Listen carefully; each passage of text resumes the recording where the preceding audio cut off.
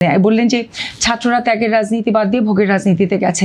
That's exactly thing, যে রাজনীতিটাকে আপনারা মনে করেন যে ক্ষমতার এবং ভোগের রাজনীতি। দুঃখের বিষয় হচ্ছে কি আমরা রাজনীতিকে এভাবে মনে করি না। দায়িত্বে আমরা এটাকে মনে করি দায়িত্বে যাওয়া রাজনীতি। এইটা হচ্ছে কি আপনারা দেখেন ভোগ এবং ক্ষমতা, যেই কারণে হচ্ছে গত 54 বছর বাংলাদেশের অবস্থা এরকম দাঁড়িয়েছে যে ক্ষমতায় যারা গেছে, মন্ত্রিত্ব যারা পেয়েছে, তাদের সমস্ত মনোযোগ ছিল হচ্ছে কি ভোগ করার দিকে এবং হচ্ছে কি ক্ষমতা চর্চার দিকে। যেই কারণেই কিন্তু জুলাই অভ্যুত্থানটা ঘটেছে, এই 2000 মানুষকে মরতে হয়েছে। তাহলে বিএনপি বা আওয়ামী লীগ বা যে গত 54 বছরে যারাই ক্ষমতায় ছিল, কারো আমরা আলাদা কোনো ধরনের কোনো রাজনৈতিক সংস্কৃতি চর্চা দেখিনি। সবাই হচ্ছে যেহেতু মনে করে আমি ক্ষমতা পেয়েছি আমাকে ভোগ করতে হবে, ওই জন্যই আপা এই কথাটা বললেন যে ত্যাগ বাদ দিয়ে ভোগে চলে গেছেন। এইবার আসি যে ছাত্ররা,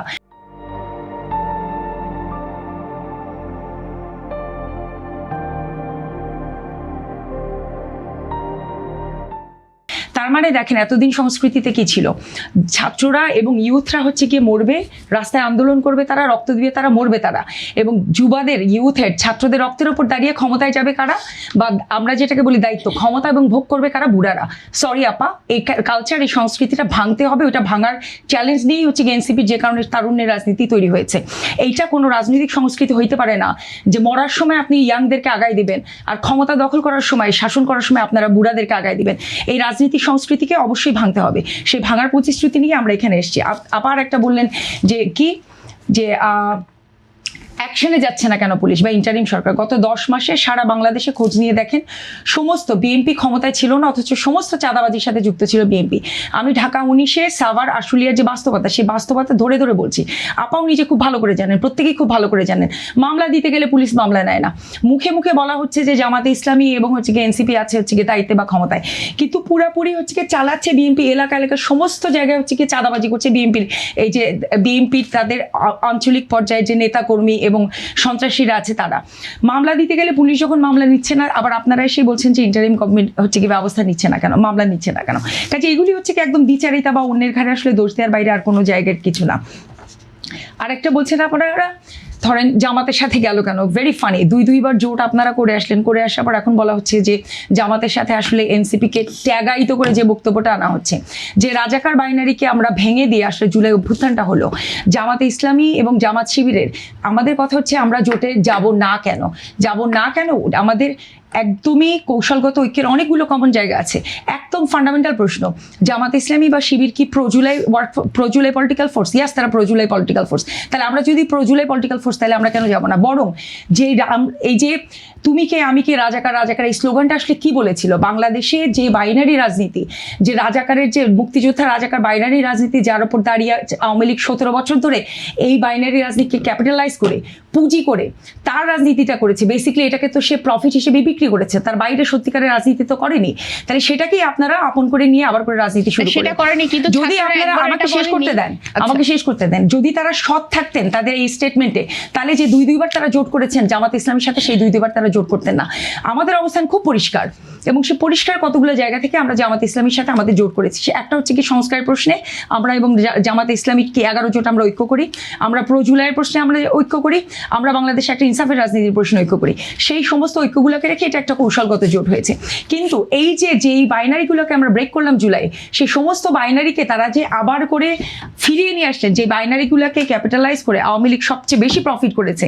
এই মুহূর্তে বিএনপি যে রাজনীতিগুলো করছে, বিএনপির প্রত্যেকটা রেটরিক এবং ন্যারেটিভ হচ্ছে আওয়ামী লীগের ফেলে দেওয়া যে রাজনীতি সংস্কৃতি, যে স্লোগান, প্রত্যেকটাকে তারা তাদের নিজেদের আপন করে নিয়ে মাঠে নিয়ে হাজির করে তারা হচ্ছে রাজনীতি করছে। কাজে সেই জায়গা থেকে আর একটা বারবার বলছেন যে জনগণ আমাদেরকে একদম বিএনপিকে একদম সব ধরনের সমর্থন দিয়ে একক সংখ্যাগরিষ্ঠতায় নিয়েছে। আমাদেরও এক্সপেকটেশন তাই ছিল যে বিএনপি হয়তো যাবে একক সংখ্যা। তাহলে ভাই ইলেকশন ইঞ্জিনিয়ারিং এর দরকার কেন পড়লো? আপনি যেগুলো বললেন, আর এই সজীব সহ এনসিপির যে নেতাকর্মীদের কথা আসছে, এই পরিমাণে প্রোপাগান্ডা, এই পরিমাণে অপপ্রচার মিডিয়া নিয়ে এসছে, একটা সিঙ্গেল হ্যান্ডেড প্রমাণ দেখাইতেন গত 10 মাসে, তাহলে একজন অ্যারেস্ট করা, দুর্নীতির দায়ে অ্যারেস্ট করা কি আমাদের দেশের দুর্নীতি দমন কমিশন বা কারোর জন্য কোনো সমস্যা ছিল?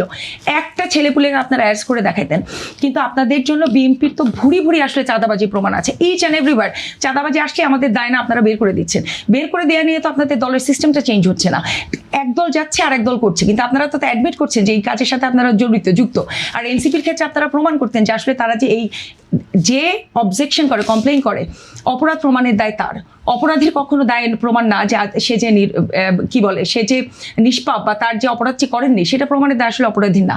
যিনি ক্লেমটি করেছেন এটা প্রমাণের দায় তার। তাহলে আপনাদেরও হচ্ছে কি প্রমাণ করা উচিত যে আসলে কে কতটুকু এনসিপির কতটুকু অপরাধ করেছে, কতটুকু অপরাধ করেনি। সবচেয়ে বড় বিষয় হচ্ছে বিএনপি তো আসলে সমস্ত মিডিয়াগুলো, আমাদের মিডিয়া হাউসগুলো তো অনেক বেশি বিএনপি ফরেভারে, এর আগে যেরকম দেখেছি আওয়ামী লীগের ফরেভারে, যেই কারণে দুইটা টিউন খুব ভালো জমে, খুব ভালো। একজন অপপ্রচার ক্রিয়েট করে আর একজন পলিটিক্যাল এগুলোকে ইউজ করে টোরে আমরা ডিসাইড করে নিই, ঠিক যেভাবে আওয়ামী লীগ আমলে ডিসাইড করে নিয়েছিল যে জামাত এবং বিএনপি হচ্ছে গিয়ে এবার অপোনেন্ট, আওয়ামী লীগকে বাঁচায় রাখতে হবে, আওয়ামী লীগকে বাঁচায় রাখার প্রয়োজনে ভিলিফাই করতে হবে বিএনপি জামাতকে। একইভাবে এখন মিডিয়া সহ যারা অপপ্রচারকারী তারা ডিসাইড করেছে এইবার হচ্ছে কি বিএনপিকে আমাদের সামনে রাখতে হবে। কোনো কিছু প্রচার করে না, ভেরি রেয়ার। যত বেশি আমার অপপ্রচার তার 10% যদি প্রচারের জায়গায় আসতো, সেইটাই আমি বলছি যে তাইলে এগুলিকে কেন্দ্র করে যেই পরিমাণে হচ্ছে ভিলিফাই করা হয় জামাত এবং এনসিপি, আগে ছিল বিএনপি এবং জামাত, এখন নতুন এসছে এনসিপি এবং হচ্ছে বিএনপি। আওয়ামী লীগের জায়গা পূরণ করেছে বিএনপি, আর বিএনপি এবং জামাত যেরকম হচ্ছে মজলুমের রাজনীতি করতো, এখন সেই জায়গায় চলে আসছে হচ্ছে কি জামাত এবং এনসিপি। কেমন রাজনীতি করছে? কিসের এনসিপি কেমন রাজনীতি করবে? কি অর্থে বলতে যাচ্ছেন কেমন রাজনীতি? প্রথমে কথা ছিল যে এনসিপি মজলুমের রাজনীতি করে, খুব পরিষ্কার কথা বলি। আমার প্রশ্ন ছিল আপনার কাছে যে এনসিপি যেখানে জুলাই অভ্যুত্থানের পরে সবাই ভেবেছিল যে ক্ষমতায় আসা বা প্রধান বিরোধী দল এনসিপি হবে, সে জায়গায় এনসিপি কয়েকটা আসন মাত্র, এগুলো ইউটোপিয়াও চিন্তা। এটা সেই জায়গায় পরাজয় আপনি ভাবছেন?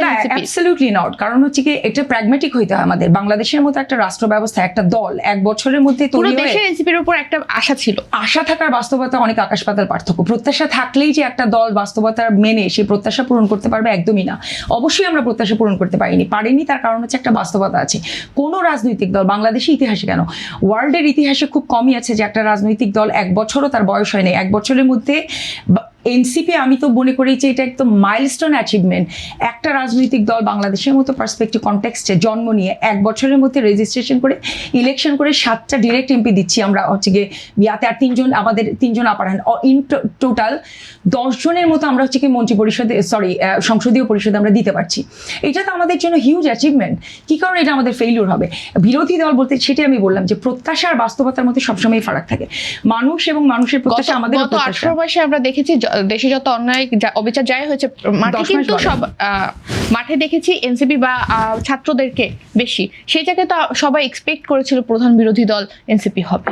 আমি আবারও সেটা বলছি যে প্রধান বিরোধী দল ধরেন বাংলাদেশে ইলেকট্রাল পলিটিক্সের বাস্তবতা আলাদা। একটা হচ্ছে মুভমেন্টের পলিটিক্স, আমরা মাঠে ছিলাম, আছি এবং থাকবো।